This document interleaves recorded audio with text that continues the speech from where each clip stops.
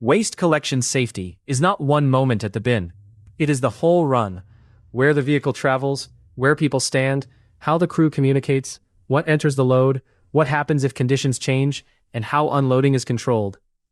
The current New South Wales Code of Practice guidance connects those decisions. The practical message is simple: plan the route, traffic, and load hazards as one system.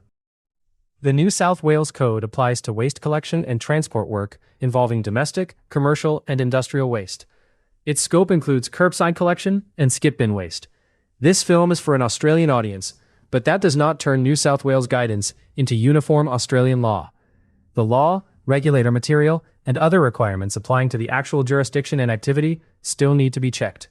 The common causes of harm identified in the guidance include people being struck by moving vehicles, inadequate communication, inadequate traffic management, and hazardous manual tasks. These are connected risks.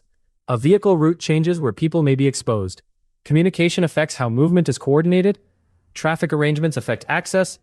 Manual tasks sit within the same collection system, not outside it. Planning waste collection should involve consultation.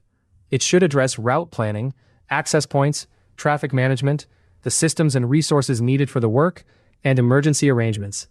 The value is in joining those matters before the run begins. A route without access planning is incomplete. Traffic controls without communication are incomplete. Emergency arrangements must belong to the same planned system, not appear as an afterthought. Route and access planning should consider traffic, roadworks, school zones, and other conditions relevant to the location. Conditions can differ from one place to another, so this route graphic is only an illustration of the questions to consider. It is not a traffic management plan or emergency plan for a real site, road, or collection run.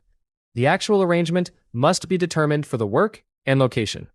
Vehicle movement, communication, traffic management, and manual tasks should be understood together. In these visuals, people remain outside vehicle operating zones and no one rides outside a designated position. Reversing is never shown without controls. Those visual limits matter because a generic animation must not normalize the very exposures the guidance is intended to help workplaces plan around. Hot loads may arise from chemicals, batteries, combustible waste, fuel, and flammable liquids. They can produce flames, smoke, and toxic gases. This video does not provide a technical response procedure. It does not instruct a worker to open, compact, move, or extinguish a suspected hot, battery, or chemical load without the applicable emergency procedure. The correct response depends on the procedure and requirements applying to the actual situation. Blue Safe Call to Action. Incorrectly disposed lithium-ion batteries can cause fires and explosions during waste collection, transport, handling, and processing.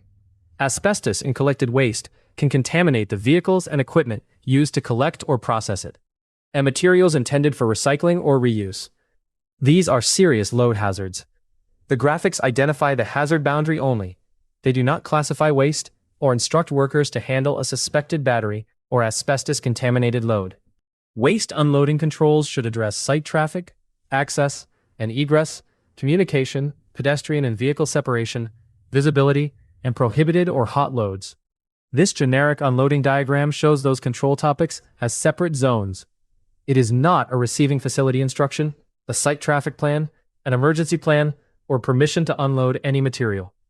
Facility, environmental, transport, and local requirements still need to be checked for the actual load and destination. This is practical education based on current New South Wales approved Code of Practice guidance. It is not uniform Australian law. It does not provide universal waste classification, dangerous goods, environmental, transport, or receiving facility rules.